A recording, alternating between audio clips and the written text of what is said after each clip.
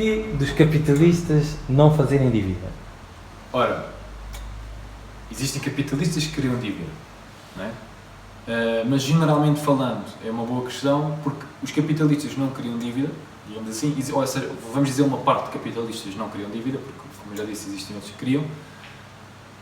Não criam dívida porque dever algo a alguém nunca é bom, não é? Dívida literalmente é isso, nós estamos a dever algo a alguém. Quando nós estamos a dever alguma coisa a alguém, nunca é positivo, não é? Porque eu tenho de ganhar dinheiro para ter o meu lucro, mas depois parte do lucro vai para essa dívida, não é? E, portanto, aquilo que eu quero fazer é reduzir o máximo de dívida possível para ter o máximo de lucro possível. Portanto, isto é algo simples, não é? Portanto, basicamente é isto. Mas o que acontece é que existe uma parte da dívida, não é? Porque nós sempre que ouvimos a palavra dívida assumimos que é uma coisa má, mas pode ser uma coisa boa. Porque se eu tiver uma dívida contigo, vamos dizer, tu emprestas-me 100 euros, uma taxa de juros de 3% ao ano, ou seja, eu tenho que pagar-te 3, o juro que eu tenho que pagar é 3 euros por ano, não é? Se eu conseguir fazer o retorno de 13%, faz todo o sentido eu pegar a dívida, não é? Pego esses teus 100 euros, não é? Vou-te pagar 3 euros ao final do ano em juros, não é? Os 100 euros mais o juro, ou seja, uma prestação, não estou-te a pagar 3%, mas estou a fazer 13%, portanto tenho 10% de lucro. Portanto, porquê é que não criam dívida?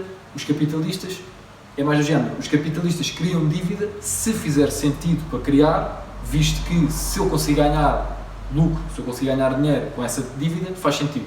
Se eu for uma dívida consumidor, onde eu estou a pagar 10, 20, 30% de dívida e não estou a ganhar nenhum com aquilo, não estou a ganhar um lucro superior, aí já tenho uma dívida má, digamos assim, que é uma dívida de consumidor, não é? Não de produtor, que é tal coisa que eu estava ainda a falar há pouco, que importante é produzir, não é consumir, não é? E precisamos incentivar a produção e não o consumo. Portanto, é exatamente a mesma coisa. Se for uma dívida para produção, não é? E que o lucro, consegue existir lucro, porque a taxa de rentabilidade é superior à taxa de dívida, faz todo o sentido ter. Caso contrário, não faz sentido ter essa dívida. Mas, ainda assim, existem pessoas, como, por exemplo, como eu, que não se sentem confortáveis com qualquer tipo de dívida, percebes? Só a questão de ter a dívida não me sinto confortável. Talvez no futuro possa mudar a minha maneira de pensar, ou a minha maneira de ser, mas é tal coisa. Há pessoas que existem capitalistas que mesmo tendo a opção de ter essa dívida e criar essa dívida, não a criam, porque pronto, estou sempre a dever a alguém, não é? É como aquela questão, que tu compras uma casa, não é? Tu tens uma casa, tu vais pagar uma dívida para pagar aquela casa, mas a partir do momento que tens aquela dívida vais ter que a pagar e vais estar preso à tua maneira de vida, em certo sentido de trabalhar sempre para conseguir pagar aquela dívida. Exato, tens mais obrigação, não é? Porque tens aquela dívida e tens de pagá-la, mesmo que estejas a fazer dinheiro, aquela dívida, tens exatamente aquela obrigação. E o que os capitalistas querem às vezes fazer com a dívida é fazer essa dívida para comprar um ativo e depois pôr a rentabilidade. Exatamente, é tal coisa, é agarrar nessa dívida e rentabilizá-la de alguma forma. É verdade, sem dúvida nenhuma, que a forma mais, digamos, natural de utilizar dívida, ou digo, pelo menos o setor onde é mais natural é no imobiliário, não é? Que agarras em empréstimos bancários de hipotecas, não é? De casas, a 2 ou 3 ou 4% ao ano, estás a rentabilizar a 10 ou 12% ao ano, e, portanto ganhas a diferença. Portanto, isso digamos que é a forma mais básica de utilizar a dívida. Última, esta é a última pergunta, okay. Vês uma crise à vista? Vejo uma crise à vista, sim. Vejo uma crise à vista, é assim, é tal coisa. Se falarmos a nível Portugal, eu, na minha opinião, nunca saímos de uma crise, nunca tivemos um período de prosperidade, nunca tivemos um período de crescimento. Portugal, eu penso que na sua história nunca cresceu, pelo menos a qualidade, digamos, o capitalismo estivesse a funcionar e onde as pessoas tivessem uma qualidade de vida muito superior, talvez em alguns anos, mas certamente que nos últimos 10 ou 20 não aconteceu, percebes? Portanto, não acho que em Portugal, acho que continuamos numa crise, essa é a questão. Acho que continuamos numa crise, não existiu recuperação económica. Agora, se falarmos numa questão global, ou se falarmos neste caso, por exemplo, dos Estados Unidos, ou uma coisa assim do género, sim, acredito que existe uma crise à vista uma crise que foi, digamos, retardada por uma injeção de capital enorme na economia, capital falso, se quiseres dizer assim, dinheiro criado do ar completamente, e portanto acredito sem dúvida nenhuma que no futuro vai existir um crash, digamos assim, stock market, né, na bolsa, sem dúvida, vai acontecer, mais tarde ou mais cedo vai acontecer, não sei quando, Mas o que é que vai achas acontecer. dessa injeção de Eu acho que não deveria ter acontecido, porque inflacionar... e do Estado ter esse poder de injetar cada vez mais dinheiro Eu sem acho que- representação da economia? Eu acho que digo já, eu até quero fazer um vídeo a falar sobre isso, porque eu não sei muito bem se deveria fazer esse vídeo ou não, porque é um vídeo sempre que as pessoas, pronto, é muito polarizador, estás a ver? Eu não gosto de polarizar, mas esse é muito polarizador, porquê? Porque as pessoas, eu por exemplo, eu acredito que este período foi um período muito, que revela muito a dependência que as pessoas têm do Estado e o controle que os governos têm sobre os países.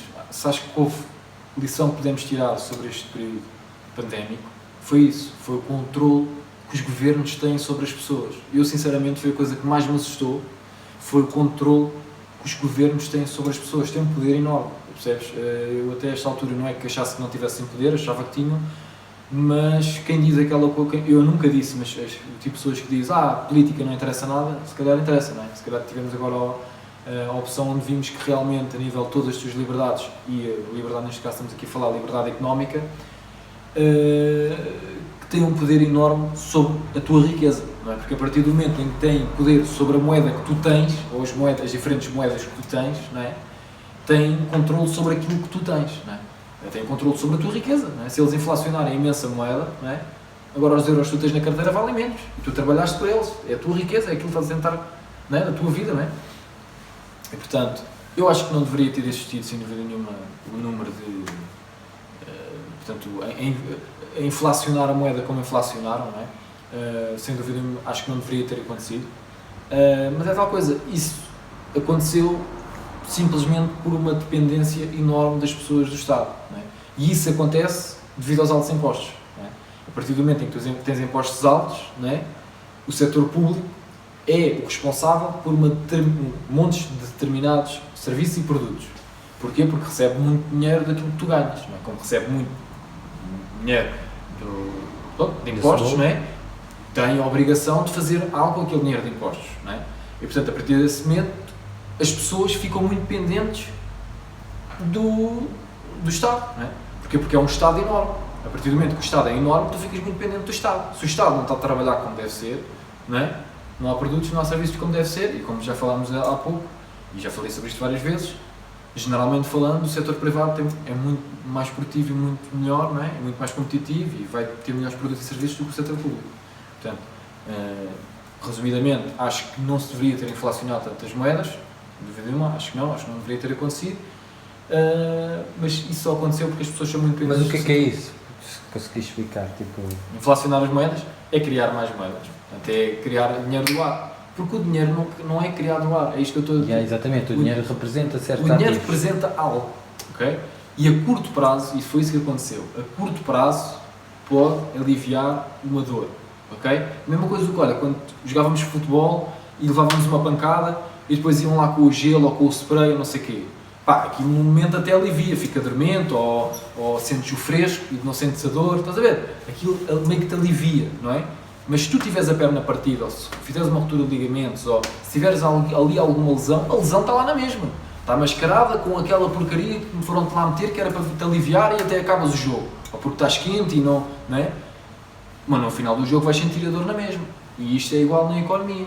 Nós podemos inflacionar, ou seja, vamos dar dinheiro às pessoas, que as pessoas não têm dinheiro, vamos dar dinheiro, não é? Vamos imprimir dinheiro para dar às pessoas. Exatamente, o problema para mim é imprimir. E a curto prazo, vai tirar alguma dor, porque as pessoas a curto prazo vão ter dinheiro para ir ao supermercado, vão ter dinheiro vão ter dinheiro a curto prazo, mas a longo prazo, o dinheiro que as pessoas depois tiverem vai valer menos, porque há mais dinheiro em circulação e, portanto, é a tal coisa. Por exemplo, era o que acontecia com a América. Havia o ouro e o dinheiro que existia representava X de ouro. Com a guerra do Vietnã, deixou deixou-se de produzir ou ter tanto ouro porque estava-se a gastar muito dinheiro na guerra. Então disseram assim, nós temos que parar com esse sistema económico e vamos começar a ter um sistema económico em que produzimos dinheiro.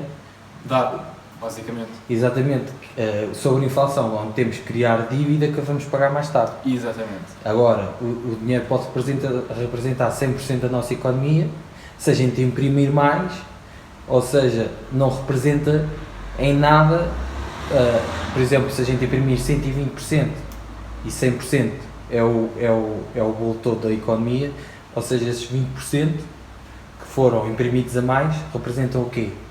Exatamente, não representam absolutamente Não nada. representam absolutamente nada, por isso é que há a inflação. E o que aconteceu nos Estados Unidos é que já está numa bolha enorme. É uma bolha enorme. E na Europa? Vai-se replicar. Vai-se replicar porque aquilo que acontece nos Estados Unidos da América vai-se replicar noutras economias. Não é? Isso é lógico. O que acontecer nos Estados Unidos da economia vai ter um efeito borboleta, se quiseres chamar assim, por todo o mundo. E Portugal, como é lógico, também não é exceção.